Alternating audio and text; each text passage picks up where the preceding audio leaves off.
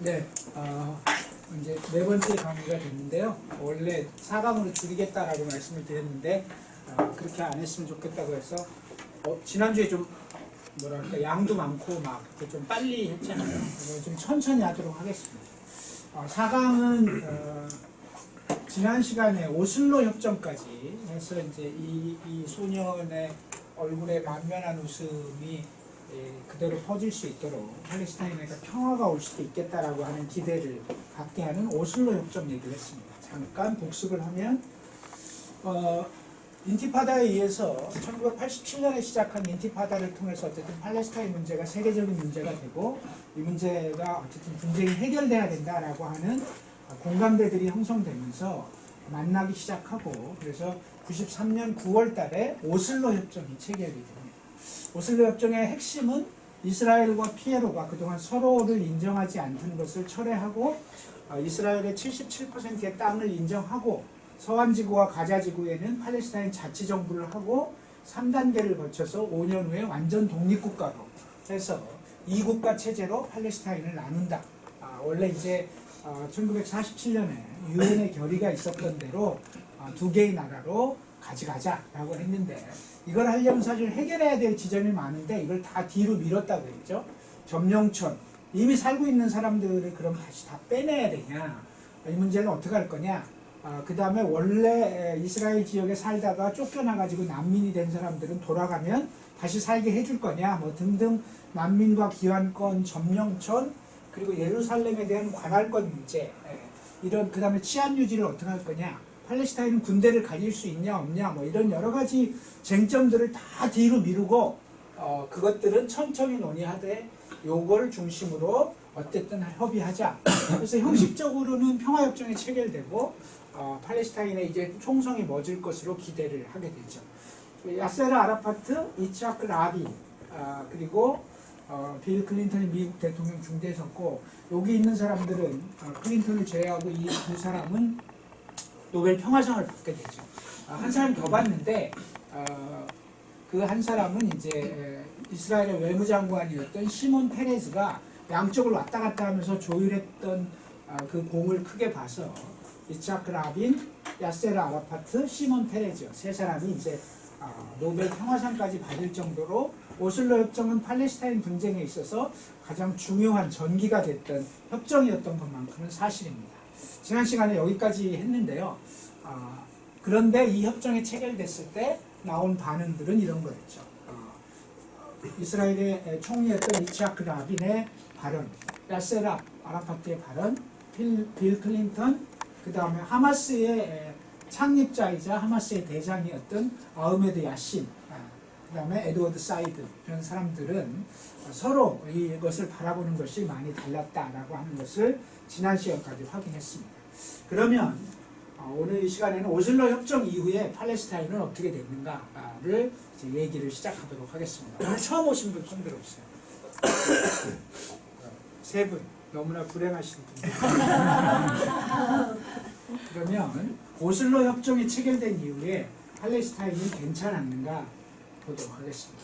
오슬로 협정 그 험난한 여정의 끝이 어떻게 됐는지 보자고요. 이게 체결되니까 양쪽에 이제 소위 급진주의자들이 도저히 그건 받아들일 수 없다 해서 일단 유대인의 극단주의자들, 시온주의자들이 이슬람 사원의 테러를 하면서 29명이 사망하는 사건이 94년 2월 달에, 그러니까 9월 달에 체결됐는데 2월 달에 이런 사건이 발생하고 양쪽이 부글부글 끓기 시작하죠. 그런 상황 속에서 94년 7월에 아라파트는 자치정부를 수립해서 선언을 이제 하고 지금부터 5년을 지난 다음에는 우린 독립국가가 된다라고 선언을 하죠. 그리고 12월에 아까 얘기한 것처럼 노벨 평화상을 받게 됩니다. 그리고 조금 부족한 부분을 1995년 11월에 2차 오슬로 협정까지 체결을 했습니다만 이 협약이 체결된 이후 3일 후에 이 오슬로 협정의 주역 중에 하나였던 이츠하크 라빈이 유대인 극단주의자에 의해서 암살당하게 됩니다. 그리고 그 이듬해 이제 정부가 수립됐으니까 의원들을 뽑아야 되기 때문에 팔레스타인 총선을 하는데 하마스는 불참하죠. 이와 같은 것에 근거해서 수립된 자치정부 인정할 수 없고 이와 같은 방식의 평화협정을 인정할 수 없다. 그래서 하마스는 불참을 하게 됩니다. 그리고 1996년부터 내내 하마스는 이제 자살폭탄 테러를 자기 몸에 이제 팔레스타인 청년들이 몸에 폭탄을 둘러싸고 자기 몸을 터뜨리면서 이제 테러를 하게 되죠. 대체적으로 2000년대 중반까지 하마스에 의해서 저질러진 테러가 유대인 430여 명을 이와 같은 방식으로 살해를 하게 됩니다. 이 상황이 이쯤 되면 나라가 어떻게 되겠어요? 당연히 이스라엘은 이스라엘대로 강경파들이 득세하고 그 다음에 팔레스타인은 팔레스타인대로 강경파가 득세하게 되는 거죠. 이렇게 서로 전쟁을 하게 되면 서로 이렇게 되면 오슬로 협정과 무관하게 쌍방의 긴장이 커지기 시작하고 그러다 보니까 96년에 노동당 정권에서 그나마 팔레스타인 문제에 대해서 뭘 해보려고 했던 노동당 정권이 실각하고 리쿠드당, 우리로 말하면 국민의힘 되겠죠. 네타냐후가 총리가 됩니다. 첫 번째 총리가 되는데요. 네타냐후는 작년 22년 12월 총선에서 또다시 총리가 되면서 여섯 번째 집권을 하게 됩니다. 여섯 번째 집권을 하게 되는데요. 네타냐후 잠깐 볼까요? 1949년생이고 MIT를 나와서 하버드에서 정치학을 했습니다. 1984년이니까 35이죠. 35세 이스라엘 대사를 유엔 주재 대사를 하고 그대로 이제 정치인으로 삶을 쭉 살게 됩니다. 처음에 총리가 됐다가 이제 역대 최연소 총리를 하게 되고 쭉 이렇게 이제 지나왔는데 현실적으로 보면 사기, 배임 이런 여러 가지 문제들로 인해서 정치적으로 실각하고 다시는 재기를 못할 거다라고 하는 것이 있었습니다만 이스라엘, 팔레스타인의 이 지형이 워낙 극우 반동주의자들이 득세하는 환경이 되면서 이런 극우주의자의 정치적 입지가 계속해서 유지되고 넓어지는 계기가 되죠. 어쨌든 작년에 또 한 번 집권하면서 여섯 번째로 총리가 되는 그런 사람입니다. 총 15년 2개월을 재임하고 있습니다. 현재도 총리죠. 어쨌든 다시 올라가서 네타냐후 총리를 잠깐 살펴봤고요. 98년에 이스라엘 총선에서 잠깐 노동당으로 교체된 적은 있습니다만 결과적으로 99년에 가서 원래 5월로 예정됐던 94년 7월에 아라파트 자치정부 수립하고 99년 5월부터 독립국가 하기로 했는데 아무것도 해결된 게 없어요. 점령촌이가 됐든 뭐가 됐든 아무것도 해결되지 않으면서 2000년 9월로 1년만 연기하자라고 해서 1년 연기했지만 사실상 현안 상황을 전혀 해결하지 못하면서 결과적으로 오슬로 협정은 체결이 된 상태에서 그냥 아무것도 해결하지 못하고 그냥 질질질질 끌려가고 있는 형태가 된 거죠. 여기다가 2000년 9월 달에 전 국방장관이었던 아리엘 샤론이라고 하는 리쿠르당입니다. 아리엘 샤론이 네타냐후가 총리할 때 국방장관이었는데요. 동예루살렘에 있는 성전산 알 아크사 사원을 방문하게 됩니다. 여러분들이 보시기에 사원 방문한 게 그리 대단한 일이냐라고 생각할 수 있지만 팔레스타인에서 예루살렘이라고 하는 것은 매우 중요한 의미를 갖고 있습니다. 그래서 제가 여러분들에게 따로 예루살렘 얘기를 잠깐 해보도록 하겠습니다. 예루살렘, 이스라엘 사람들은 예루살렘이라고 부르고 우리도 예루살렘이라고 부릅니다만 아랍인들은 아랍어로 알-쿠드스 혹은 알-쿠즈라고 부르는데요. 그래서 예루살렘의 호칭이 이제 히브리어와 아랍어가 다른데요. 3대 종교의 성지가 다 있는 곳입니다. 유대교, 그 다음에 기독교, 그 다음에 이슬람교. 이 세 개가 다 성지가 다 예루살렘이기 때문에 여기를 잘못 건드리면 용납이 안 되는 그런 지역인 거죠. 그래서 이스라엘이 독립할 당시에도 유엔은 예루살렘은 어느 특정한 이스라엘에게 줄 수도 없고 팔레스타인에게 줄 수 없으니까 유엔 국제관리지역으로 선포했습니다. 그런데 이제 1차 중동전쟁 때 요르단과 저건 이미 역사에서 우리가 배웠죠. 요르단이 동예루살렘을 차지하고 이스라엘이 서예루살렘을 차지하면서 분리가 됐다가 3차 중동전쟁에서 이스라엘이 전 예루살렘을 점령하게 되죠. 동예루살렘까지 점령을 하게 됐지만 국제법상 여전히 동예루살렘은 이스라엘 영토가 아니라 이스라엘이 전쟁을 통해서 점령한 곳입니다. 그래서 이건 이스라엘 영토로 국제법은 인정하지 않고 있죠. 그런 속에서 동예루살렘은 이스라엘의 영토가 아닌 점령지인데 그래서 이제 3차 중동전쟁 이후에 점령은 했지만 유대인들은 여긴 갈 수는 없다. 저도 가보지를 못했습니다만 이렇게 돼 있다고 해요. 이게 이제 성전산인데요. 이 산이 4개로 나눠져 있어서 이슬람 지역, 유대교 지역, 기독교 지역 이렇게 이제 나눠져 있고 이 나눠져 있는 구조 속에서 먼저 이 여기를 설명을 다시 앞으로 잠깐 가서 보면 유대인의 성전산이라고 얘기되는 여러분들이 흔히 아는 시온산이라고 교회 다니시는 분은 뭐 시온산은 여기 있어요. 서예루살렘 쪽에 이쪽에 있고 이 성전산이 사실은 핵심적인 지역인데 왜냐하면 예루살렘 성전이 있던 곳이기 때문에 그런 것인데요. 역사적인 유래를 잠깐 보면요. 유대인은 성전산이 원래 성경의 모리아산이라고 들어보셨어요? 교회 다니시는 분. 네, 모리아산 어떤 산이에요? 모리아산. 구약 성경에 나왔는데 교회만 다니고. 모리아산은 그 창세기에 보면 아브라함에게 네 자식을 제물로 바치라고 하나님이 구약에 나오는 하나님이 이상해요. 하여튼 좀 이상한 하나님인데요. 네 맞죠? 이삭을 제물로 바쳐라. 그게 모리아산이에요. 그래서 애를 데리고 그 모리아산에 올라가서 이제 불을 피워서 얘를 산채로 제물로 바치려고 하고 있는데 뒤를 돌아봐라 하니까 거기 양이 한 마리가 있어서 내가 네 믿음을 시험했을 뿐이다. 양으로 제사를 지내라. 그래가지고 이삭이 살아났는데 그게 모리아산이에요. 그 모리아산이고 아브라함이 이스라엘 백성에 대한 믿음을 보여주셨다 싶어가지고 그래서 이 모리아산에 나중에 솔로몬이 예루살렘 성전을 짓게 돼요. 그 산에 그 자리에 지은 성전이 바로 예루살렘 성전이 되는 거죠. 아시다시피 이스라엘 민족은 그렇게 해서 솔로몬이 졌다가 왕국이 분열돼서 다 망해서 바빌론 유수로 쫓겨갔다가 돌아오게 되고 돌아와서 다시 성전을 재건축하고 그렇게 해서 또 거기서 이제 하나님을 모시고 어쩌고 저쩌고 하다가 로마인들에게 쫓겨서 전 세계로 디아스포라로 넘어가고 근데 얘들이 여기 모여가지고 우리 로마를 괴롭히는 이유가 뭐야? 쟤네 신 때문이고 그 신의 핵심은 뭐야? 예루살렘 성전이다 라고 해서 로마인들이 이 예루살렘 성전을 박살을 내게 되는 거죠. 그래서 성전을 부셔버려요. 그래서 이제 그 예루살렘 성전의 역사는 그런 거고 이 통곡의 벽이라는 건 그 부셔버린 성전의 잔터 서쪽 벽에 남아있는 터죠. 그래서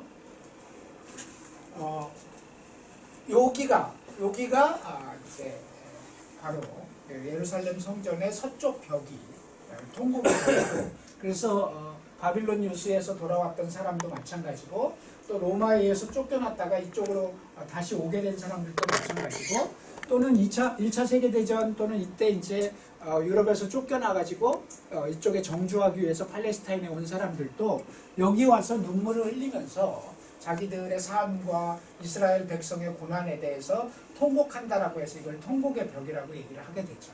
그렇기 때문에 여기는 어쨌든 자기 민족의 정체성이라는 입장에서 매우 중요한 지역인 건 사실이죠. 예루살렘 성전이 있고 그 잔해가 있고 통곡의 벽이 있고 이런 구조이죠.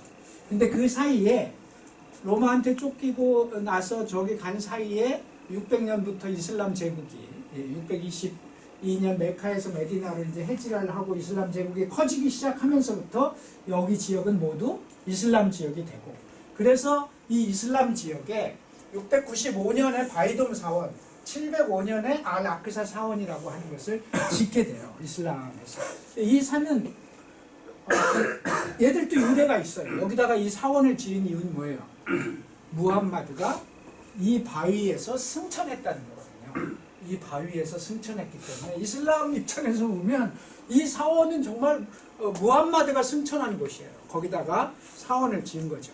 그래서 바위돔 사원이고 그리고 나서 한 10년 있다가 알 아크사 사원을 그 옆에다 또 지었는데 그래서 이것은 함부로 침범하면 이슬람 입장에서는 용납이 안 되는 이해가 되시죠? 왜 용납이 안 되는지. 거기를 유대교인이 온다라고 하는 건 용납이 안 되는 거죠. 그리고 합의를 어떻게 했냐면 요르단이 이 땅을 마지막에 뺏기면서 요르단 어쨌든 이슬람이니까 너희들한테 넘겨주는데 기본적으로 요 안으로 유대인은 들어가지 않는 걸로 하자. 너네는 요 통곡의 벽 앞에까지는 가져갔으나 여긴 이미 이슬람 사원이 2개나 있는 지역인데 안 들어가는 걸로 하자라고 이제 합의가 돼 있는데, 그런데 저 안에 들어간다는 것은 어마어마한 사실은 침범이 되는 거죠. 그거를 이스라엘의 국방장관이 침범을 하게 되는 거예요. 그래서 여기 써있지만 성전산 경내에서 기도는 무슬림만 할 수 있는데 여기 들어가서 찬송을 부른다거나 기도를 한다거나 뭐 또는 여기 이제 우리 저기 이슬람 국가에 가시면 시간이 되면 큰 마이크에서 그 뭐 이렇게 나오잖아요. 그 스피커를 꺼버린다거나 이런 식으로 계속 도발을 하는 거죠. 그러니까 이렇게 되니까 이제 싸움이 붙을 수밖에 없는 이런 구조고, 이게 예루살렘입니다. 이게 예루살렘이고, 이슬람의 성전산은 무함마드가 승천한데 유대인의 성전은 예루살렘. 그래서 끝없이 성전산에서 충돌하게 돼 있어요. 그러니까 이 예루살렘의 문제, 성전산의 문제는 그냥 우리가 일반적으로 알고 있는 것처럼 평범한 문제가 아니라 이것은 분쟁에 있어서 매우 심각한 문제를 일으키는 지역이죠. 그래서 1980년 이스라엘의 예루살렘을 수도로 선포하는데 이것도 국제법 위반이거든요. 왜냐하면 여기는 점령지이기 때문에 점령지에는 국제법상으로 지금 이 영토가 인정되지 않거든요. 이제 그런 측면에서 거기를 수도로 선포하는 것도 국제사회가 인정할 수 없다 이런 건데, 2017년 트럼프는 이 오래된 문제를 끄집어 와서 예루살렘이 이스라엘의 수도라는 것을 나는 정확하게 인정한다. 그리고 뭘 한다고요? 수도를 인정하면 뭘 옮겨야 돼요? 미국 대사관을 예루살렘으로 옮기겠다. 이렇게 선언을 하게 돼요. 이것은 대사관을 뭐 미국이 어디다, 지금은 수도가 텔아비브잖아요. 텔아비브에 있는 대사관을 예루살렘으로 옮기겠다. 이것은 엄청난 도발인 거죠. 그래서 전 아랍의 모든 민중들이 그 발표가 나자마자 전 아랍이 다 데모를 한 거죠. 있을 수 없는 일이다. 진짜로 대사관을 옮기기만 하면 너네 다 죽여버릴 거야. 막 이런. 그래서 이때 2017년에 1차 인티파다, 2차 인티파다가 있었습니다만 3차 인티파다가 발생할 거다. 이렇게 세계 뉴스들이 다 이제 보도를 했고, 실제로 대사관 이전을 못했습니다만 어쨌든 이렇게 이제 예루살렘 중요한 역사적으로는 이 팔레스타인 분쟁에서는 예루살렘 문제는 이렇게 중요한 문제다. 이게 통곡의 벽이고, 이제 제가 말씀드렸던 예루살렘 성전의 잔해 남은 벽이 바로 이거다. 그래서 이 앞에서 이제 기도하고 주문 외우고 뭐 이렇게 찬송 부르고 뭐 이런 것이다라고 이해를 하시면 될 것 같습니다. 기독교 지구도 있는데요. 여기도 이제 성묘교회라는 게 있는데, 이 교회는 예수가 십자가에 못 박히고 예수가 이제 무덤에 묻히게 되는데, 그 무덤이 있던 자리에, 그리고 무덤에서 부활했던 그 자리에, 성경이 말하는 부활했던 그 자리에 세운 교회가 성묘교회입니다. 그래서 여기는 누구도 함부로 해서는 안 돼. 그래서 이렇게 나눠준 거예요. 그래서 건드리지 마라 라고 하는데 계속 도발을 하게 되니까 이제 충돌이 발생하게 되는 거죠. 신사협정을 지키지 않는 구조가 바로 이 예루살렘이라고 하는 문제가, 그래서 우리 한국인의 인식으로는 이해하기 어렵지만 입장 바꿔 생각하면 이해할 수 있는 지점이 있는 거죠. 이런 지점에서의 충돌이 계속되고 있다. 어쨌든 오슬로 협정은 이런 구조 속에서 앞으로 갔어요. 오슬로 협정은 이제 이 예루살렘 문제를 잠깐 건드렸고요. 다시 앞으로 가서 독립국가가 무산되고 전 국방장관 이렇게 하면서 또 분쟁이 발생하고, 그래서 2000년 9월 달에 이 사람이 성전산을 방문한 이후 2차 인티파다가 발생하게 됩니다. 그래서 2000년 9월부터 2차 인티파다가 다시 4년 반 동안, 그래서 87년부터 93년까지 6년 동안 1차 인티파다가 있었고, 이 성전산 방문을 계기로 해서 2000년 9월부터 2000년 9월부터 4년 반 동안 3,000명이 사망하는 인티파다가 4년 동안 진행되게 2000년 6월에 다시 이스라엘 총선에서 리쿠드당의 아리엘 샤론, 여기 방문했던 이 사람이 이제 총리가 되고, 그리고 2001년 6월에 하마스는 여전히 이제 그 테러를 하게 됐죠. 이런 연장선 속에서 지난 시간에 배웠던 전체 이슬람주의라고 하는 관점에서 2001년 9월에는 9.11 테러까지 발생하면서 어쨌든 팔레스타인의 평화는 오슬로 협정으로 오는 것이 아니라 계속해서 어려운 조건이 되게 됩니다. 뿐만 아니라 오슬로 협정을 맺어놓고도 이스라엘은 어떻게 했냐면 2002년 6월부터 서한지구에 분리장벽을 설치하기 시작합니다. 그리고 지속적으로 점령촌을 확대하면서 원래 자치정부 지역에 팔레스타인이 사는 지역에 이스라엘 점령촌을 건설하기 시작하는 거죠. 계속 확장시켜 나갑니다. 그래서 미국이 개입해서 2003년 4월에 저는 로드맵을 마련해봤지만 꽝이 났고 2004년 3월에 하마스의 창립 주도자였던 아흐메드 야신은 이스라엘 헬기의 미사일 공격으로 피살되게 됩니다. 그러니까 이 관계라는 게 얼마나, 그래서 바로 후계자로 지명된 사람이 압둘 아지즈 란티시라는 사람이었는데 후계자로 지명되자마자 불과 며칠 만에 이 후계자도 또 미사일로 또 죽게 됩니다. 이런 감정들이라는 게 용납하기 어려울 정도인 거죠. 그런 과정 속에서도 유엔은 어쨌든 뭐 팔레스타인의 자결권 주권 인정을 결의안을 채택했지만 유엔 결의라는 게 아무 소용이 없으니까 그냥 하는 거예요. 그냥 하는 건데 어쨌든 오슬로 협정이 93년에 체결됐지만 전혀 평화가 오지 않는 구조인데다가 2004년 11월 어쨌든 피에로의 대장이자 그리고 그동안 피에로의 항쟁을 끌고 왔던 야세르 아라파트가 75세로 사망합니다. 마흐무드 아바스가 승계했는데요. 2004년 달에 지금까지도 마흐무드 아바스가 대장입니다. 35년생인데요. 마흐무드 아바스는 그럼 지금 몇 살이에요? 90살입니다. 89세인 거죠. 지금 89세가 팔레스타인의 자치정부의 대장 노릇을 하고 있고 많은 문제가 있습니다. 마흐무드 아바스가. 이 사람은 인티파다를 인정하지 않아요. 그러니까 데모하고 이러는 거 인정하지 않고 이스라엘과 일정하게 공조하고 그러다 보니까 팔레스타인 민중들 입장에서 보면 자치정부 저것들은 변절했어 이런 느낌을 줄 수 있는 여지가 있는 거죠. 입장 바꿔서 마흐무드 아바스 입장에서는 그래 그렇게 맨날 싸워가지고 사람이나 죽지 현실적인 해결책을 갖고 접근해야 되는 거 아니야. 그러려면 이스라엘하고도 좀 얘기도 좀 하고 이렇게 해야 되는 거 아니야? 라고 주장할 수 있죠. 그러니까 이게 참 어려운 문제이긴 한데요.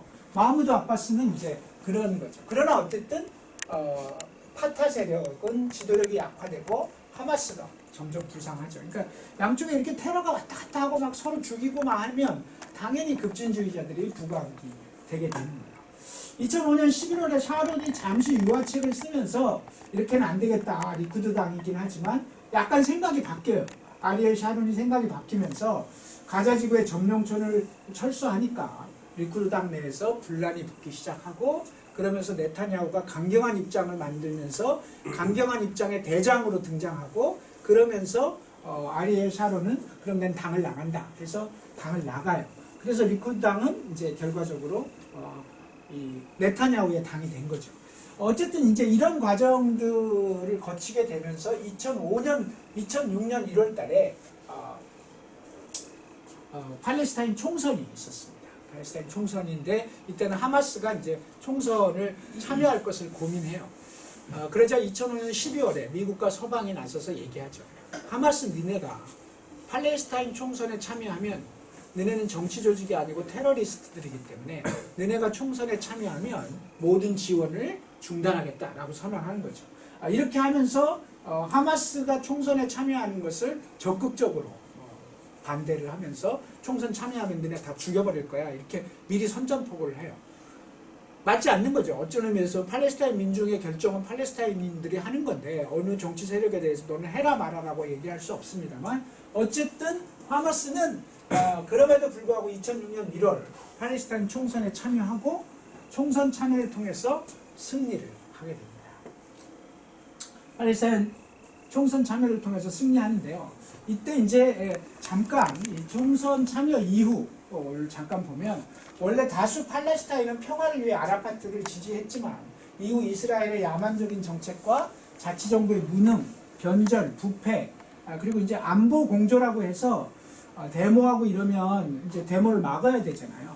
그럼 데모를 막아야 되고 테러리스트들을 색출해야 된다라고 생각하면서 무장 공격하는 사람을 색출해야 되고 뭐 이런 얘기를 할 때 이걸 자치정부에 협조하게 되는 거죠. 압둘 아바스의 입장이 그렇기 때문에 그래서 이걸 안보 공조라고 불렀는데 이래 되다 보니까 팔레스타인 민중의 입장에서는 저건 도대체 뭐 어떤 놈들이야? 그러니까 우리식으로 얘기하면 뭐가 되겠어요?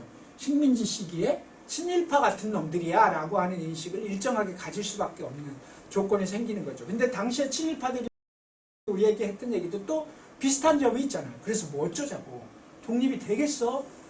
택도 없어. 일본을 못 이겨. 그러면 일본하고 협조해서 자치라도 부여받고 좀 뭘 해야 될 거 아니야. 라고 한 게 친일파의 논리거든요. 기본적으로 보면.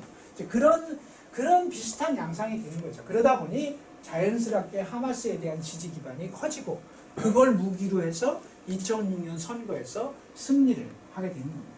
총선이 하마스에서 75석 이상이면 과반수인데요. 과반수를 확보하게 돼요. 그런데 파타가 협조를 거부하는 거죠. 혹은 뭐 정권을 넘겨주려면 이제 인수인계도 해야 되는데 아예 협조를 거부해요. 아예 협조를 거부하고 총선에서 이겼으니까 합법적인 정치 교체가 되고 총리를 하마스 당에서 해야 되는데 안 하게 되고 하마스가 승리하자마자 이스라엘 물리적인 폭력적 탄압이 들어오고 재정 지원을 중단해요. 참고로 보시면 이 팔레스타인의 예산이라는 건 존재하지 않아요. 기본적으로 어떻게 되냐면 여기 당시만 지금도 뭐 액수의 차이만 있지만 퍼센테이지는 비슷한데요. 당시 자치정부 예산이 19억 달러였는데 그중 13억은 외국에서 원조를 해요. 근데 하마스가 집권하니까 미국이 선전포고한 대로 원조를 중단해요. 다른 서방 유럽까지. 그래서 예산이 끊겨. 거기다 나머지는 이스라엘이 주는데 이스라엘이 이것을 어떻게 주냐면 세금을 걷어서 그러니까 팔레스타인이 세금을 걷는 게 아니라 이스라엘의 행정조직을 통해서 세금을 걷고 그 세금을 6억 정도를 주는 거예요. 그래서 19억 정도의 예산이 있는 건데 기본적으로 이걸 안 주는 거죠. 왜? 하마스가 집권했기 때문에 이 정도를 안 주는 거죠. 그러다 보니까 그래서 14만 명의 공무원의 임금이 체불되는 지경에 이르면 이쯤 되면 하마스는 이 정도를 유지할 수 있겠어요? 없겠어요? 불가능하잖아요. 그래서 화는 나지만 뭐 어떡하겠어요. 그래서 철수해요. 그래서 이때부터 어떤 일이 벌어져요? 서한은 자치정부가 그리고 가자로 철수한 하마스는 하마스만 통치하는 구조가 발생하게 되는 거죠. 그래서 지금 서한 지구는 자치정부가 하고 이쪽 가자 지구는 하마스가 하는 이유가 이런 역사적 조건들과 역사적 흐름들 속에서 하게 돼요. 최종적으로 하마스가 그러면 자꾸 이러니까 파타에게 같이 하자 그러면 같이 해서 같이 우리가 과반수를 넘었지만 고집하지 않을게 나눠서 같이 하자라고 하지만 파타가 거부를 하죠. 그래서 어쨌든 팔레스타인 내의 정치 세력끼리 뭐 좋게 말하면 정치 세력끼리의 분열이고 나쁘게 말하면 합법적으로 선출된 팔레스타인 민중의 뜻이 이제 동의가 안 되는 거죠. 이때 이제 하마스의 대장 이름이 이스마일 하니에 지금도 살아 있고 지금도 지금 이제 외국으로 가 있습니다만 지금도 현재 투쟁을 주도하는 대장 역할을 하는 거죠. 하마스 총선 승리를 환호하는 팔레스타인 민중들의 사진을 걸었습니다. 이게 이제 오슬로 협정 이후에 벌어진 일들이고 하마스가 2006년 총선에서 승리한 이후에 이제 벌어지고 있는 일들인데 그럼 결국 이렇게 분리된 다음에 어떤 일이 벌어졌을까라고 하는 것을 그래서 이제 점점 오늘의 세계로 오고 있는데요. 그 뒤에 2007년 이후에 4차에 걸친 가자 전쟁이 벌어집니다. 그래서 이제 이스라엘이 지금 하는 것처럼 공습을 해서 다 때려 부수고 그 다음에 지상군을 투여해서 특히 이제 가자에 대해서 1차 2008년, 2차 2012년, 3차 2014년, 4차 2021년 이렇게 하면서 그 사이에 3,500명을 죽였고 1만 5천 명이 부상당하고 2만 채의 가옥이 파괴되고 43만 명의 전쟁 피해자가 나는 그러니까 이게 틈만 나면 어쨌든 전쟁을 가는 거죠. 그래서 이제 이걸 무슨 전략이라고 해요? 잔디깎기 전략이라고. 집에 잔디 있으신 분 손들어 보세요. 잔디. 그러니까 이게 잔디라는 게 매일 치지 않거든요. 그리고 일정하게 자라면 가만 놔뒀다가 좀 자라서 약간 지저분하다 싶으면 또 깎고 딱 그런 형식이라는 거예요. 그래서 서방에서 이 이스라엘의 전략, 저들도 그렇게 부르고 팔레스타인에 대한 군사작전, 점령작전을 잔디깎기 전략이라고 하는 표현을 써요. 여러분 신문 보시면 나올 거예요. 잔디깎기. 잔디가 자라서 조금 이렇게 만발할 정도가 되면 깎아버리고 그러다가 또 깎아버리고 그게 2008년, 2012년, 14년 이런 방식으로 팔레스타인 문제를 가자지구로 가두고 잔디 꺾기 전략으로 그러니까 평화적 해결은 하지 않겠다. 필요하면 끊임없이 전쟁을 통해서 너네를 통제하겠다. 그래서 이제 이걸 잔디 깎기라고 하는 표현을 쓰는데 그 사이에 가자지구는 최악의 경제 상황, 실업률 45%, 이집트 쪽 통로를 또 이집트하고 이스라엘은 수교한 국가예요. 제일 먼저 요르단하고 하고 그 다음에 이집트하고 했잖아요. 그런 구조 속에서 그 통로를 열어주지 마라. 가자지구를 관리해야 되니까 이렇게 얘기를 하면서 우리 이제 요즘 신문에 많이 나온 거기 라파지구라고 하는 데인데 통로를 봉쇄해요. 그러니까 이제 세계 각국의 평화단체나 이런 데서 국제 구호선이 가면 그거를 봉쇄하죠. 못 주게 하고 이스라엘군이 포를 쏴서 쫓아내고 그래서 터키하고는 한때 단교를 하게 돼요. 터키가 팔레스타인의 구호물품을 선박으로 보냈는데 그렇게 하는 바람에 해당 국가 외교 분쟁이 생기고 그러다 보니까 이제 요즘 많이 나오는데 라파 쪽에 땅굴을 타서 밀무역을 하기 시작해요. 땅굴을 통해서 이집트에서 물건을 들여오고 그러면서 이제 밀무역으로 연명을 밀가루 밀이 아니고 비밀 무역을 하면서 살게 되는 거죠.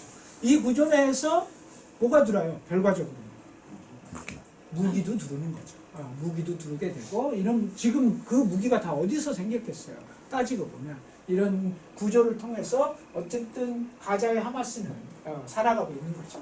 그러니까 여기 살고 있는 민중들의 삶이 어떻겠어요? 진짜로 세계 최고의 인구 밀도에 살고 있으면서 이 구조가 전기와 물 부족이고 전기를 하루 종일 쓴다는 건 상상도 할 수 없는 일이고 물 얘기는 지난번에도 했습니다만 이스라엘의 점령촌에 있는 사람들이 이 팔레스타인에 있는 사람들에게 물을 19배나 쓰고 있고 서한지구 같은 경우에도 팔레스타인 사람들이 우물을 팔려면 허가를 받거나 아니면 웬만하면 허가를 내주지 않을 정도로 근데 사실 물이 없다라는 게 그러니까 이게 여러분들 보시기에 그냥 우리가 종이에 써놓고 얘기하고 있지만 하루하루의 삶이 우리가 뭐 일본 식민지를 거쳤습니다만 뭐 우물을 못 파게 한다거나 무슨 뭐 전기를 무슨 뭐 제한한다거나 전기도 2018년 일평균 7시간, 2019년에 12시간이었는데요. 이렇게 하면서 거기다가 이제 분리장벽 건설과 점령촌을 지속적으로 확장해 오는 거죠. 이제 노암 촘스키라고 하는 사람인데요. 해군도 공군도 방공망도 중화기도 없는 주민들을 전투기로 공격하는 것을 어찌 전쟁이라고 할 수 있느냐. 가자지구 폭격은 전쟁이 아니라 사륙이다. 그래서 요즘 여러분 한 번도 안 가보셨을 텐데 요즘 이제 팔레스타인 평화를 위한 한국의 팔레스타인 평화연대 단체가 있는데 그 단체를 중심으로 해서 140개 단체가 모여서 주말마다 팔레스타인에게 평화를 전쟁 즉각 중단 이스라엘은 공습을 중단하라 뭐 이런 걸 하는데 그때 이제 나와서 사람들이 얘기해요. 이거 저는 이제 이걸 팔레스타인 전쟁이라고 표현하고 있습니다만 전쟁이라고 하는 것은 서로 쌍방이 비슷하게 하는 거고 이것은 이스라엘의 식민지에 대한 폭격이다. 이걸 어떻게 동등하게 전쟁이라는 표현을 쓰냐라고 이제 연설을 하는 사람들도 있어요. 어쨌든 노암 촘스키도 해군도 공군도 방공망도 없는 이런 사람하고 싸우는 게 어떻게 전쟁이냐 그냥 사륙일 뿐이다 이렇게 이제 했는데 실제로 4차에 걸친 가자 전쟁은 이런 양상이었다라고 하는 것을 확인을 하시면 됩니다. 그러면 이제 분리장벽 얘기를 해볼게요. 서한 지역의 분리장벽이 그러니까 이렇게 이제 장벽을 친 거예요. 한 공간을 이렇게 해서 공간을 치고 가자 같은 경우에 그러니까 가자가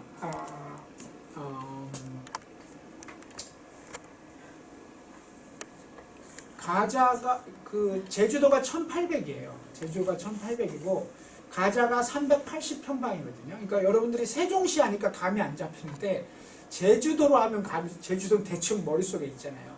제주도의 5분의 1이나 4분의 1 정도 되는 크기가 가자지구라고 보시면 돼요. 제주도 가자지구 전체의 크기라는 게 세종시가 얼마 많은지 감이 안 나오는데 우리 세종시하고 이게 너무 똑같으니까 세종시 크기의 가자지구 이러지만 세종시가 얼마 많은지를 모르잖아요. 그런데 대충 제주도로 비교하면 여러분 이해가 하실 것 같은데 어쨌든 이제 그런 구조 속에서 이렇게 이제 장벽을 친 거죠. 이렇게 하나는 이제 그래서 서한 지역 같은 경우에는 장벽도 치고 이 자체를 나눠요. A구역, B구역, C구역으로 나눠서 팔레스타인 자치정부가 온전히 통치하는 것은 18%밖에 안 되고 C구역 같은 경우에는 마을이 자치정부의 영역이지 실제로는 이스라엘 땅이나 마찬가지죠. 이스라엘이 전면 통제하고 여기다가 이제 다 이렇게 해서 점령촌이 지난번에 했는데 점령촌이 만들어지면 그 지역에 군대가 진주하고 도로가 뚫리고 이러면서 그 자체가 하나의 이스라엘 땅이 되는 거예요. 팔레스타인 사람들은 접근하면 안 돼.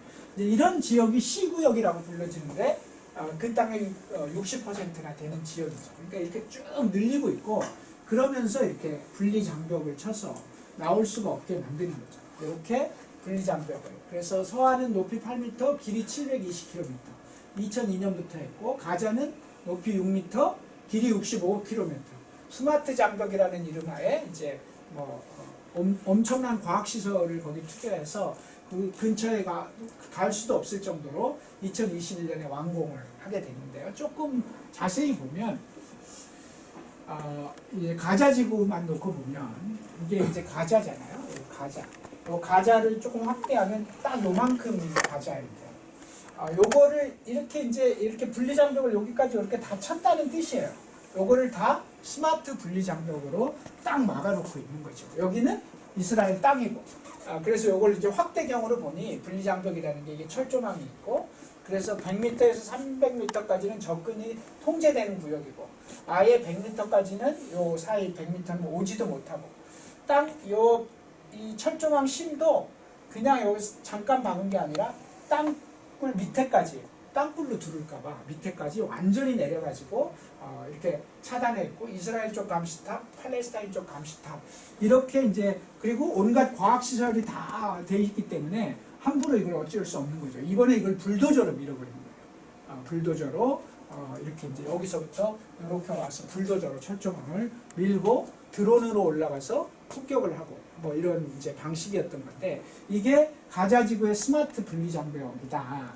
그러니까 우리가 그냥 흔히 분리장벽 하지만 이런 장벽으로 돼 있다라고 하는 것을 확인하시면 되고요. 그래서 2007년 7월 9일 국제사법재판소는 장벽이 이러이러한 거고 이런 명백한 국제법 위반이라고 국제사법재판소가 판결했지만, 판결하거나 말거나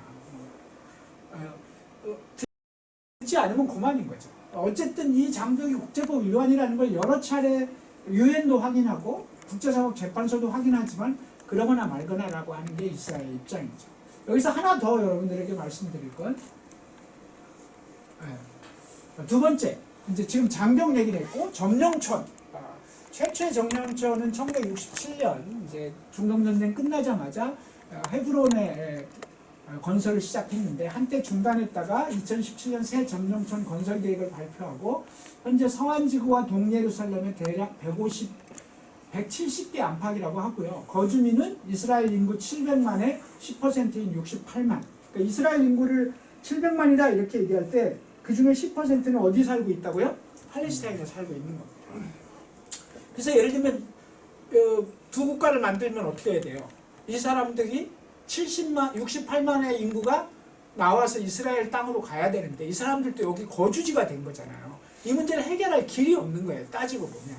구체적으로. 그러면 이제부터 거기 살던 집, 땅 다 내놓고 이쪽 이스라엘 땅에 와서 살아라 라고 하기에는 너무나 큰 문제인 거죠. 이스라엘도 그걸 받을 수가 없어요.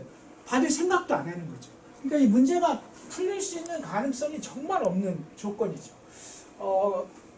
점령촌 주민을 기반으로 한 극우 유대주의 저기 있는 사람들은 어떻겠어요?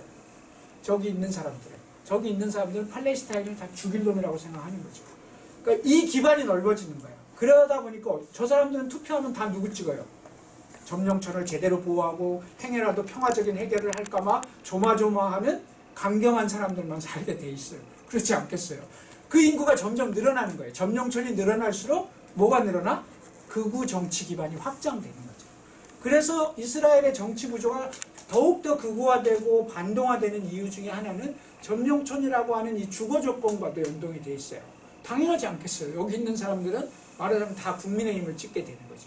말하자면, 꼭 얘기하자면 그렇게 찍게 되는 구조가 이렇게 점령촌이라고 하는 구조 속에서 발생해요. 이건 제네바 협약 49조에 대한 명백한 위반인데 팔레스타인의 그 땅은 이스라엘 땅이 아니고 여전히 점령지거든요. 근데 점령국이 피점령지에 자국민을 정착시키는 것은 법으로 금지되어 있는데 이렇게 하면서 알박기를 통해서 이스라엘 영토 굳히기에 들어가고 있는 상황이죠. 그리고 이제 앞서 얘기했지만 점령촌을 연결하는 보안도로에는 이스라엘군이 주둔하고 보안도로에 450개의 검문소가 있고 그러다 보니까 도로가 그렇게 뚫리니까 그 도로 때문에 팔레스타인인들은 자연히 분절된 고립된 삶을 살게 될 수밖에 없는 구조이죠. 그리고 자칫 잘못 걸렸다간 이스라엘 군에 의한 폭력이 상시적으로 이루어지게 된다. 이게 점령촌의 현실이에요. 이 현실이 이제 이런 거. 결과적으로 이렇게 되어 있는 거예요. 이게 원래는 서한 지구인데 다 예루살렘이 가져가 버린 거죠. 기본적으로 가져가 버린 거고 이게 이제 점령촌에 사는 사람들의 인구 숫자인데 합쳐서 이렇게 계속 늘어나고 있는 형국이죠. 서한 지구는 늘어나고 있고 동예루살렘은 늘어나고 있고 약간 좀 가자 지구는 2007년 이후에 철수했기 때문에 가자 지구엔 점령촌이 없는데 이 두 개를 합쳐서는 이렇게 지속적으로 주민이 늘어나고 점령촌이 늘어나죠. 어제 그제신문 우리로 말하면 이스라엘의 건설부에서 동예루살렘의 전쟁 와중인데 점령촌 추가 건설 계획이 승인이 떨어져서 그러니까 한쪽에서 전쟁하고 점령촌이 문제라고 얘기해도 여전히 전쟁하면서 점령촌 승인 계획을 또 통과시키는 게 이스라엘. 어쨌든 이렇게 우리가 알고 있는 점령촌, 제가 이제 정착촌이라는 표현을 안 쓰는 이유는 지난번에 설명드렸잖아요. 정착촌은 의미가 좋잖아. 뭔가 뭐 개척도 하고 뭐 이럴 것 같은데 사실은 정착촌이라기보다는 점령한 땅에 자기들의 마을을 도시를 만든 점령촌의 문제로 이해를 하시면 될 것 같고요. 그래서 이제 결과적으로 이렇게 돼 있는 거예요. 이렇게. 그래서 원래 팔레스타인 사람들이 1947년 유엔이 개입해서 나라를 두 개로 쪼개라 라고 하기 전까지는 이런 형셈이었다가 나라를 둘로 쪼갭시다 해가지고 이스라엘을 이만큼 주고 팔레스타인을 이만큼 주는 것으로 이렇게 분리안을 냈다가 그 다음에 이제 67년 중동전쟁을 통해서 이게 다 이스라엘 땅이 된 거죠. 형식적으로는 점령지지만 이스라엘이 다 지배하는 땅이 됐는데 지금은 형식적으로도 팔레스타인 땅은 이렇게밖에 남아있지 않은 형태입니다. 이게 뭐 때문에? 점령촌 때문에. 아까 얘기했잖아요. 그래서 팔레스타인이라는 사람들이 이렇게 다 분리되어 있는 형식이 된 거죠. 이게 이제 보안도로 뭐 이렇게 뚫려 있고 거기 점령촌이 들었으면서 팔레스타인 사람들이 한데 뭉쳐져 있는 공동체의 구조까지도 파괴하고 있는 형국이다. 이런 형국에 현재 팔레스타인 사람들이 처해 있는 조건이다. 이렇게 보시면 될 것 같습니다. 그래 여기 하나 더 있어요. 그러면 팔레스타인의 이 가자지구와 서한지구는 어떻게 될까? 저는 가자지구와 서한지구. 여러분들이 보시기에 그러면 여기 있는 사람들과 여기 있는 사람들은 다 같은 팔레스타인 사람들이니까 친하게 지내고 서로 왕래도 할 수 있을 거라고 생각하십니까? 왕래가 금지되어 있습니다. 가자지구를 봉쇄했다는 뜻은 가자지구에 들어갈 수 없다는 뜻이에요. 팔레스타인 사람도. 그래서 갈 수가 없어요. 원래 이게 최단 거리로는 뭐 50km인데 이게 이제 도로를 통해서 여기서 여기로 가려면 93.2km라고 하는데요. 팔레스타인이 이어지지가 않는 거죠. 그러니까 만약에 뭐 서한지구 사람하고 가자지구 사람이 결혼을 했다라고 하면 그래서 가자지구에 와서 살게 되면 이 살러 온 사람은 다시는 서한으로 갈 수가 없습니다. 혹시 가자지구에서 병이 나가지고 수술을 받아야 된다. 이런 조건이 발생해서 가자에는 병원이 별로니까 그나마 좀 큰 서한으로 가서 치료를 받아야 돼. 이스라엘 군의 허락이 있어야 돼요. 군대의 허락이 없으면 병원을 갈 수가 없는 조건이죠. 그리고 설사 여기를 가는 동안에도 대체적으로 한 70개 정도의 검문소가 있다고 하는데요. 이게 뭐야? 93.2km에 70개 정도의 검문소가 있다면 이건 뭐 거의 이렇게 살고 있는 거예요. 이렇게 살고 있는 구조가 바로 그래서 우리는 이제 흔히 뭐 서한지구와 가자지구를 봉쇄했다는 뜻은 그런 뜻입니다. 그래서 나갈 수도 없고 들어올 수도 없고 나가려면 반드시 허락을 받아야 되고 이렇게 살고 있는 상황이죠. 여러분들이 이렇게 살면 어떻게 될까? 정말 이스라엘은 이 팔레스타인을 어떻게 하겠다는 건가? 상식적으로 보면 그냥 다 몰아내고 그냥 우리 땅으로 만들고 싶다라고 하는 것으로밖에 보이지 않는 거죠. 그냥 같이 평화를 공존해서 살아보겠다라고 하는 인식이 있는 걸까라고 하는 생각이 들게 되는데요. 우리가 만약에 여기서 살게 된다면 어떻게 하실 것 같아요? 우리 새로 오신 김금자 동지의 직장 동료께서는 만약에 이렇게 산다면 가자 지구를 어쨌든 형식적으로 통치하고 있는 하마스의 대장이라고 치면 이런 때 어떻게 해요? 제가 대장이요. 응. 대장 안 할 것 같아요. 대장. 아닌가 할게요.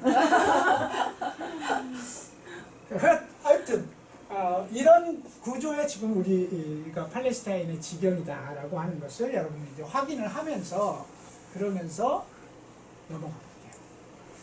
여기에는 이제 제가 일부러 하나 넣었는데요. 초기에 거부주의라고 하는 게 있었잖아요. 그러니까 이제 이스라엘이라고 하는 게 우리가 이게 종교 문제가 아니라 식민지의 지배, 제국주의, 그것으로 비롯되는 여러 가지 이해, 막 이런 것들이 겹쳐 있지만 유대 극단주의자들에게는 거부주의가 강하죠. 얘들은 예를 들면 그러니까 이게 성경이나 쿠란을 글자 그대로 해석하고 교조적으로 따르는 문제에 대한 경계심이 필요해요. 이 신명기에 있는 말인데요. 너희 하느님 야훼께서 이제 너희가 들어가 차지하려는 땅에 너희를 이끌어 들이시고 인구가 많은 민족들을 너희 앞에서 모조리 쫓아내실 것이다. 너희 하나님 야훼께서는 그들을 너희 손에 붙여 꺾으실 것이다. 그때 너희는 그들을 전멸시켜야 한다. 그들과 계약을 맺지 말고 그들을 불쌍히 여기지도 말라. 구약의 하나님은 이상한 하나님이에요. 어쨌든 이게 신명기에 나오는 건데요. 이제 가나안 땅으로 들어가면서 너네가 이러이러한 외적을 만날 때 하나님 내가 너네를 도와줄 것이고 뭐 어쩌고 하는 것을 이제 현대적으로 해석하면 이런 강력한 거부주의, 같이 공존하지 않겠다라고 하는 강력한 이제 유도의 근본주의자들이 할 수 있는 건데요. 종교라는 게 늘 그렇습니다. 우리 김정은 동지 카톨릭이죠. 네. 성당 가면 뒤에 이 하얀 천 쓰잖아요. 왜 쓰는지 아세요? 미사쇼요? 네. 하나님으로 직접 몰라요. 하나님이 직접. 그러니까 이제 받을 수 없어요. 견진도 받으셨어요 혹시? 네. 견진까지 받으셨어요. 대단하시네. 고린도전서에 보면 이런 말이 있어요. 제가 적어왔는데 여자가 기도를 하거나 하나님의 말씀을 받아서 전할 때 머리에 무엇을 쓰지 않으면 그것은 자기의 머리, 즉 자기 남편을 욕되게 하는 것입니다. 고린도전서에 있는 말이에요. 만일 여자가 머리에 아무것도 쓰지 않아도 된다면 머리를 깎아버려도 될 것입니다. 그러나 머리를 깎거나 미는 것이 여자에게 부끄러운 일이니 이 일이므로 무엇으로든지 머리를 가리우십시오 라고 하는 게 고린도 전서 11장에 나오는 말이에요. 이게 이제 미사포의 유래가 흔히 됐다고 얘기하는데요. 뭐 지금 그런 의미로 하는 것은 아니라 할지라도 예를 들면 가톨릭은 그렇지만 기독교는 안 하잖아요. 그러니까 이런 것들에 대한 성서적 해석과 관련해서 여러 가지 그러니까 우리가 이슬람주의도 이제 거기 나와 있는 여러 가지 말들이나 이런 것들을 가지고 해석하면서 빚어지는 문제이고 그래서 성경이라고 하는 것도 무슨 뭐 하나님이 시켜서 무슨 뭐 무함마드가 계시를 받아서 알라가 시켜서 뭐 이런 게 아니고 사람이 기록하는 거잖아요. 그러니까 그 시대와 당대에 맞는 기록이라는 게 존재하는 건데 그거를 현재적 의미로 또 어떻게 해석할 것인가에 대한 깊은 고민과 성찰이 없이 그렇게만 해석하면 그러면 군대 가면 안 되죠. 진짜로. 군대도 가면 안 되고 돼지고기를 먹어도 안 되는 거고 예를 들면 그런 거죠. 그러니까 이제 그걸 그런 방식으로 해석하게 되면 문제가 발생하고 그런 것들을 이제 근거로 해서 자꾸 얘기하는 것들 자체가 문제가 되죠. 여러분들 혹시 읽어본 적이 있을지 모르지만 사무엘 헌팅턴의 문명의 충돌이라는 게 있어요. 이게 이제 미국이 이 다른 나라들을 침략하고 중동을 침략하고 미국 우선주의나 미국 이것을 일정하게 이데올로기적으로 강화하기 위한 방편으로 이용되고 있는데요. 전쟁이 벌어지는 이유는 문명의 충돌 때문이다. 이슬람과 기독교 문화와 이슬람 문화가 충돌하기 때문에 발생하는 거다. 이렇게 하면 뭐가 빠져요? 식민지 제국의 자본주의의 탐욕이 빠지는 거예요. 사실은 아까 우리가 이 역사에서 배웠지만 중동이란 나라가 어떻게 무너져요? 자본주의, 제국주의라고 하는 걸 통해서 식민지를 만들어가고 그런 과정 속에서 자기의 이해관계를 확장시키기 위해서 땅을 난도질을 하고 그러면서 또 이 사람을 속이고 저 사람을 속여가면서 어쨌든 거기에 있는 석유를 뺏어오고 자원을 뺏어오는 구조인데 이걸 문명의 충돌로 정리함으로써 마치 그런 미국이 강대국과 제국주의로서 범한 범죄를 순식간에 없애버리는 구조가 발생하는 거죠. 그래서 사무엘 헌팅턴의 문명의 충돌은 굉장히 유명한 책인데 그 유명한 책에 대한 비판들이 굉장히 많이 나오는 이유도 이제 그런 지점이 있어요. 그러니까 참고로 하시라는 뜻이고요. 말 나온 김에 여러분들이 이제 유대교의 경전은 토라라고 부르는데요. 이 토라라고 하는 거는 기독교에서는 뭐라고 불러요? 기독교에서는 모세 오경이라고 불러요. 창세기, 출애굽기, 레위기, 민수기, 신명기까지 이게 유대교의 토라예요. 그리고 기독교에서는 그것을 모세 오경이라고 부르는데요. 내가 잠깐 여러분 탈무드라고 들어보셨잖아요. 유대교의 탈무드. 탈무드는 뭐예요? 모르시잖아요. 이번 기회에 이제 알아요? 들어는 봤죠, 탈무드. 네. 근데 뭔지는 모르죠. 네. 네. 모세 유대교의 경전이 이제 토라인데 이 토라가 이제 모세 오경이라고 하는 거고 기독교는 그렇고 이 토라를 읽고 배우고 공부하고 하는 게 중요한데 모든 교과서에는 참고서가 있는 거잖아요. 그죠? 그리고 그걸 가리키는 사람이 있어요. 이 토라를 가리키는 사람을 유대교에서 뭐라고 해요? 뭐 랍비라고. 그래서 랍비가 이걸 해석하고 가리키고 토라를 해석하면서 말로 이제 막 얘기하잖아요. 그럼 또 거기도 주옥 같은 얘기들이 나올 수밖에 없어요. 근데 랍비가 하나님이 한 얘기를, 그러니까 이 토라가 존재하는데 랍비가 한 얘기를 기록으로 남겨서 이걸 책으로 만들면 하나님의 말씀이 죽기 때문에 이것은 그냥 구전만 하고 절대로 문서화시켜서는 안 된다. 이게 초기 유대교의 전통이었는데 세월이 많이 흐르니까 랍비의 말도 훌륭한 말이 있는데 이걸 언제까지 구전해야 되냐라고 해서 이걸 문서화하자. 그래서 이 랍비가 가르치는 걸 미시나라고 불렀는데 이 미시나를 문서화하자 해서 만든 문서가 뭐예요? 그게 탈무드예요. 토라를 랍비가 해석하고 거기에 말을 붙인 그것에 더 살을 붙여서 만들어진 문서화된 해석서, 주해석가 바로 탈무드다. 원래는 그게 미시나라고 하는 구전되는 말이었는데 이게 그렇게 됐다라고 하는 것을 확인하시면 됩니다. 여러분들이 여기서 또 더 나가면 아까 이슬람교, 이슬람, 유대, 기독교는 다 한 몸에서 나왔잖아요. 다 한 몸에서. 차이는 딱 한 가지예요. 그냥 기독교에서 하나님이라고 부르는 사람을 이슬람에서는 뭐라고 불러요? 이슬람에서는 알라라고 부르죠. 유대교도 하나님 혹은 뭐 여호와 이렇게 부르면 다 똑같은 이름이에요. 다만 언어적으로 그렇게 표현하는 거죠. 다만 언어적으로. 큰 차이는 뭐예요? 기독교는 예수가 옴으로써 메시아가 왔다라고 보는 거고요. 이슬람은 누가 옴으로써 메시아가 왔다고 보는 거예요? 무함마드가 옴으로써 메시아가 왔다고 보는 거예요. 유대교는 아직도 안 왔다고 보는 거예요. 아직도 안 왔다. 그리고 그 두 사람은 특히 예수는 유대교의 훌륭한 랍비이다. 절대로 그 사람이 메시아는 아니다. 이런 정도의 수준으로 정리를 하고 있는 거죠. 그게 다 누구의 자식이에요? 아브라함의 자식이에요. 다 아브라함의. 그러니까 아브라함의 가계도를 내려가면 아브라함 밑에 예수 밑에 무함마드가 있는 거예요. 그러니까 다 같은 사람들이야. 그 지들끼리 싸우고 있는 거죠. 그러니까 진짜 하나님이 진짜 하나밖에 없다면 얼마나 가소롭겠어요. 따지고 보면. 다 같은 종교라는 거죠.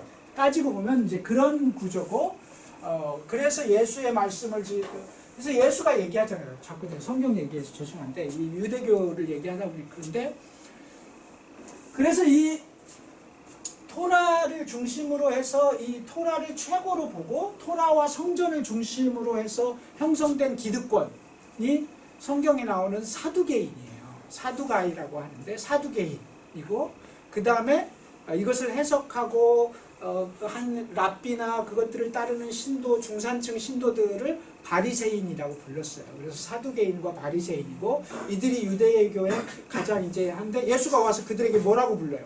그들에게 독사의 자식들아. 너네가 하나님의 뜻을 어기고 있다라고 하고 나는 너네가 말하는 율법을 지키려고 지금 한국이 아니라 세상에 온 게 아니고 율법을 폐하려 왔다. 이 유명한 말을 남기잖아요. 독사의 자식들아. 그러니까 너네 지금 이런 식으로 팔레스타인을 이렇게 하는 것은 절대로 유대교의 뜻이 아니고 너네 여호와의 뜻이 아니다. 근데 이 사람들은 이스라엘 깃발 들고 태극기 집회에 나오니까 이게 진짜 앞뒤가 전혀 안 맞는 한국 사람이 있는 거죠.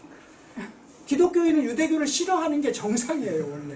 근데 이제 그런 이상한 구조가 발생을 하고 있는 상황이죠. 그래서 이제 뭐 제가 원래 이 강의하면서 얘기했죠. 쓸데없는 얘기 많이 할 거라고. 그러니까 쓸데없는 얘기를 이해를 하시면 되고 넘어가겠습니다. 넘어가면서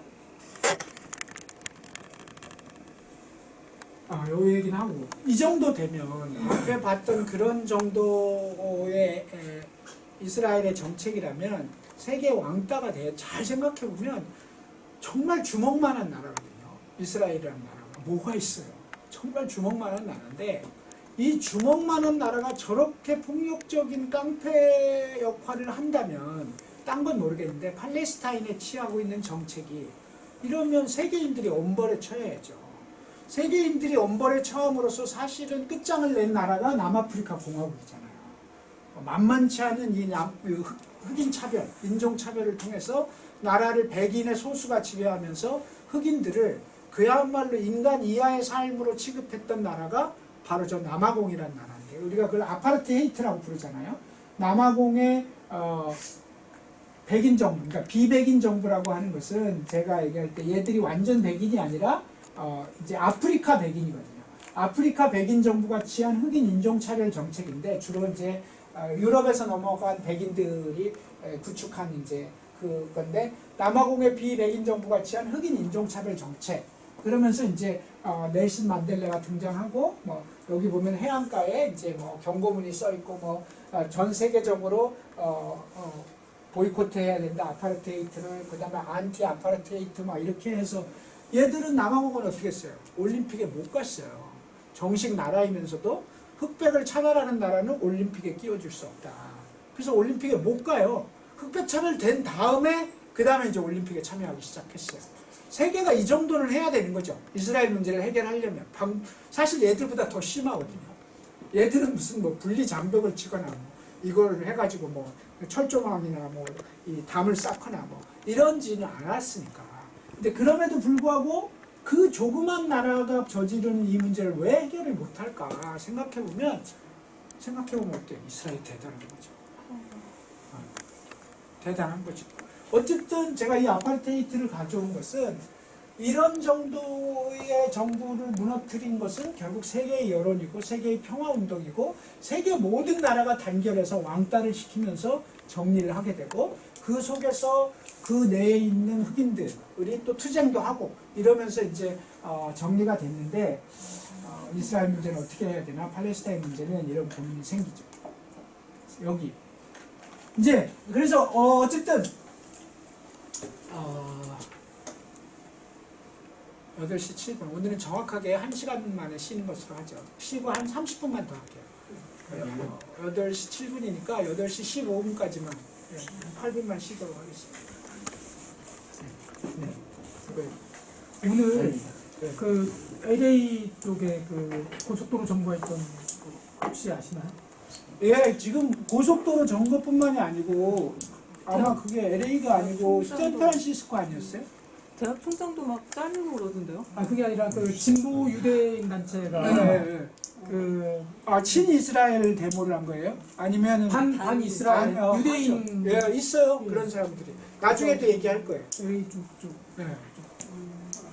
뉴스 보니까 미국의 무슨 대학교 앞에서 그 팔레스타인들이 이제 막 그 데모하는 거에 대한 그 입장을 총장이 제대로 하지 않았다. 이스라엘 편에 쓰지 않았다는 이유로 총장 잘리고 막 그러던데요? 그래서 보면서 전 같아서 그냥 흘려들었을 뉴스인데 이 강의를 듣다 보니 야 이스라엘 진짜 그 얘기가 파워가 아마 오늘 있어요. 파워가 있으니까. 장난이 아니다고 네. 생각이 들죠. 뉴스에 나오더라고요 그런 게. 진짜 거의 뭐 미국에서는 대단한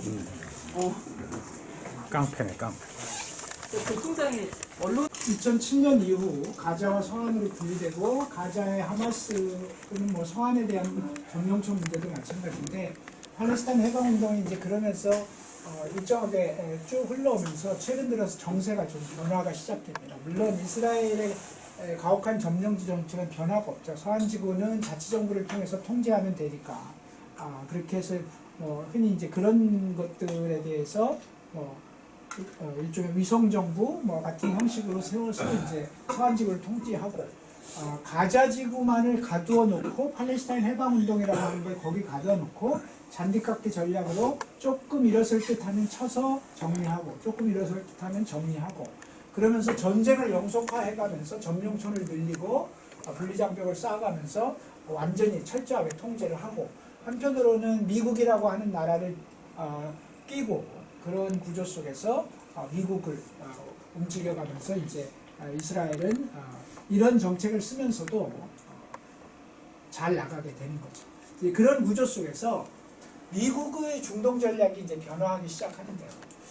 당초에는 어쨌든 팔레스타인 문제가 중동에서 가장 큰 문제였고 팔레스타인 문제를 건드리면 온 아랍과 온 중동의 나라들이 들고 일어나기 때문에 팔레스타인 문제를 어떻게 해서라도 해결해야 미국의 중동 전략이 의미가 있겠다라고 하는 미국의 중동 전략이 의미가 있겠다라고 하는 생각 때문에 팔레스타인 문제에 신경을 썼는데 어느 순간 팔레스타인을 저렇게 가자에 가둬놓고 세계 여론도 별로 주목하지 않고 그 사이에 이슬람주의하고의 전쟁을 치러내면서 미국은 팔레스타인 문제를 까마득히 잊고 있었고 그 사이에 네타냐후는 그런 구조 속에서 더욱더 팔레스타인을 마음대로 유린해도 별로 그렇게 주요한 이슈가 되지 않는 구조에서 점차적으로 극우적이고 반동적인 정책을 팔레스타인 점령 정책을 쓰게 된 거죠.